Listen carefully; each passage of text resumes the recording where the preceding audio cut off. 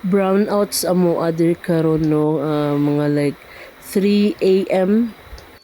So nagamit ko karon sa electric fan nga katong rechargeable no portable electric fan kay si Basyang naabot na bagyong Basyang ni downfall na og mao ni ang akong nakita diri sa amo ang bintana kining usa ni sa eskwelahan diri sa Iligan City nga taas na kay iyang tubig no sa kanang padulong nagbuntag ang ulan. So taas iyang tubig. First time nako ni nga na witness or nakita sa tanan akong pagpuyo diri nga ning ani kataas ang tubig na hapit na gyud moabot sa ilahang window no, window sa ilahang building. Hapit na gyud maabot sa ilang window sa ilang building ang tubig baha. So kamulo pa gyud gihapon siyang ulan. So niani ang nahitabo atong bagyong Basyang. Og diri pod sa amo ang silong, sa amo ang gate kay naka-building man ni siya. So third floor among room and second floor ang sala. So diri sa silong mo ni ang katason pod sa tubig. No, first time pod ni nako nakita nga ning ani katas ang tubig. So kani nga time is padulong ko ani mag-duty no, gihatod ko sa kong bana kay as a nurse rehab. So kinahanglan gyud mag-duty kay schedule mo pod gyud nako sa duty. So mo ni amo ang naagian nga taas-taas gyud gihapon ang tubig diri sa may CPK nga katong tindahan diri sa may Sabayli dapit. So mo ni iyang hitsura no, naagian namo ang mga tao diri way mga tulog. Ang nagkamulo na sila paani og pakuan sa mga lapok nga baga kay nga lapok nga dinala sa tubig. So mo ni iyang hitsura sa dalan ka ni oras is 8:30 man to, 8:30 February 6, 2026. So napagyud ni diron kani diri ang nabahaan na pagyud dito sa unahan ang pinakagrabe sa Mayahay, then Datambakan dito sila pod og sa Abono kana mga area nga grabe nga naay kuan sa baha, apektuhan gyud ayo sa baha. So karon ako diri na dapit sa may CHO no, City Health Office diri sa Iligan City kay diri man gyud mi magpaabot sa among service. Ang nahitabuan ni karon kay ako ra isa. Ako ra gyud isa diri sa whole nga street.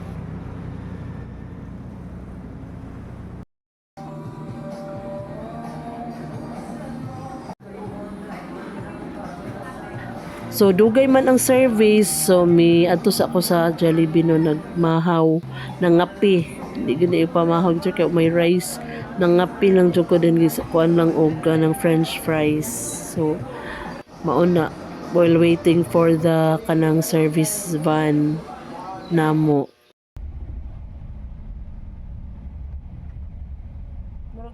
And then kani nakasakay na ko no, naabot na among service. So ako ra gyud isa nga nagsakay, then ang driver of course. So niagi pa mi diri sa may C3 kay busy naman gyud ang main sa syudad. So agi mi diri sa C3 kay ang amo ang kuan ani is pabalo mi. No, so diri sa C3 pa lang gani traffic kaayo, grabe kay murag gini ginakuanan sa mga sakyanan nga maagian diri sila padulong para makaagi sila, para makalusot sila padulong dito pod sa ilang destinasyon. So diri mi ani sa C3 padulong mi ani atong may Wilcon sa unahan nga para motabok mi dito na pud sa pikas nga kuan sa C3 para mogawas mi sa may Tuminobo o sa may National Steel Corporation.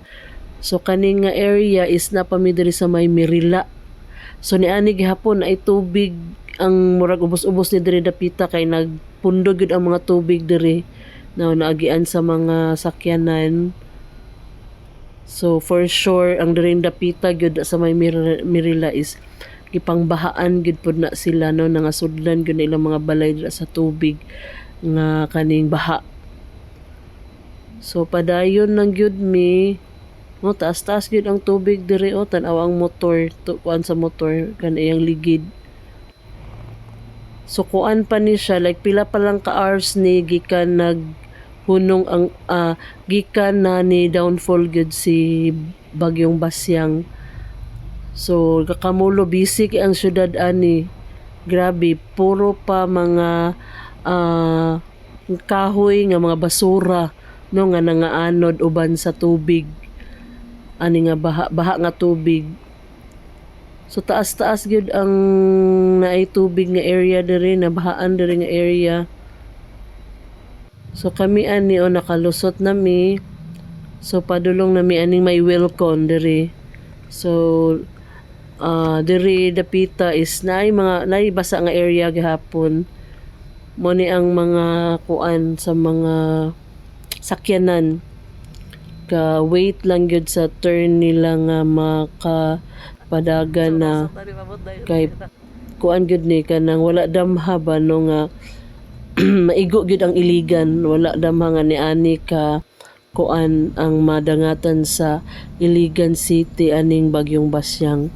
So kami anis padulong nami dito sa C3 gihapon mi pero dito nami sa Tabuk padulong nami ani sa Tuminubo sa National Steel Corporation nga area. So kani National Steel Corporation naman ning kilid o area. So padulong nami ato ani sa may road bitaw padulong sa Marawi kay muagi mi sa kani padulong naman ni sa Marawi nga road kung diretso-diretsoon lang pero kami is dito rami kutob sa may Baloi kay na may pa area na may pa dalan dito nga kuan pa left nga padulong na ni siya sa Barangay Abono nga dalan kani nga dalanan ni kay dili mi katabok didto sa among usual gyud nga ruta like CHO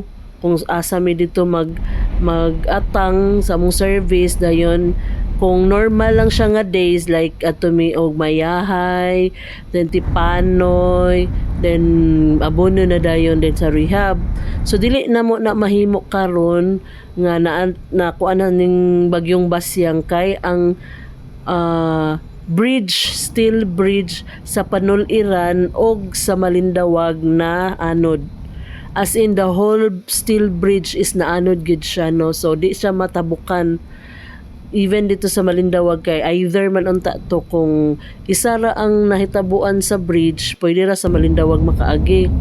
Pero both man nga bridge Panul-Iran og Malindawag nga bridge na wash out gid siya na anod gid siya sa baha. So kusog-kusog jud kaayo ang tubig ato nga time no mulapaw na gud siya sa bridge no even sa tubod na mulapaw gid siya sa nilapaw na gyud ang tubig sa tubod bridge pero wala lang to na naapektuhan ang bridge ato nga ang tubod no wala lang ang steel bridge duha ka steel bridge nga naa sa Panul-Iran og sa Malindawag ang na-wash out gyud. So naay plano nga maghimo sa temporary no nga maagian lang gyud siya og mga tawo kay kung diri pod grabe katuyok Baloi sa Baloi grabe gikuha ko sa CHO, nakasakay ko sa services CHO as like 9:30 or quarter to 10 or 9:30 mga anak. Naabot ko sa rehab is at almost 12. So naana mi sa Abono na no nga area. Gusto sa driver nga mo tanaw sa mi sa tong bridge bitaw nga naanod. So mo na ni diri nga area So makita da sa unahan nga wala na gyud siya bridge nga nakasumpay. So mo na ni ang bridge sa Panul-Iran. Wala na gyud siya na siya na anod siyang apil sa pagbaha anang gabi.